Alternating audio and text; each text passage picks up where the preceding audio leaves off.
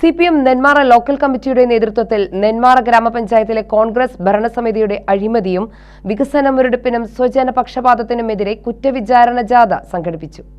കോക്കോട് വെച്ച് CPM area secretary K Preman ഉദ്ഘാടനം ചെയ്തു. CPM-ന് 9 വാർഡുകളും കോൺഗ്രസിന് 9 വാർഡുകളും ലഭിച്ചു. ഒപ്പത്തിനൊപ്പം വന്നു. BJP 2 വാർഡുകളിൽ ഈ നെന്മാറയുടെ ചരിത്രത്തിൽ ആദ്യമായി ജയിച്ചു.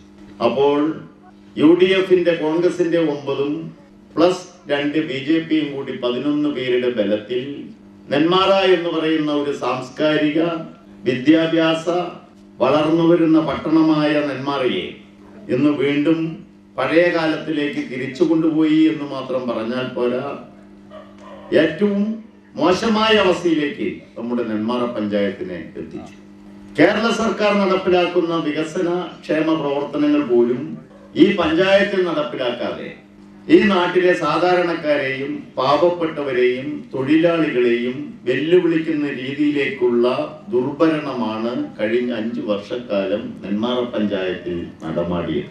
തൊട്ടതിനും പിടിച്ചതിനുമെല്ലാം കൈക്കൂലിയും അഴിമതിയും നടത്തിക്കൊണ്ട് സ്വന്തം പോക്കറ്റ് വീർപ്പിക്കുക എന്നതിനപ്പുറത്തേക്ക് നാടിന്റെ ഒരു താല്പര്യവും ഈ കഴിഞ്ഞ 5 വർഷം നടന്നിട്ടില്ല എന്നത് കേവലം നമ്മൾ പറയാൻ വേണ്ടി പറയുന്നതല്ല.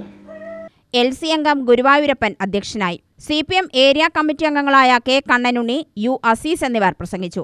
ജാഥ ക്യാപ്റ്റൻ കെ നാരായണൻ, വൈസ് ക്യാപ്റ്റന്മാരായ ഉഷ രവീന്ദ്രൻ, C പ്രകാശൻ, ജാഥ മാനേജർ അജിത് കുമാർ എന്നിവർക്ക് സ്വീകരണം നൽകി.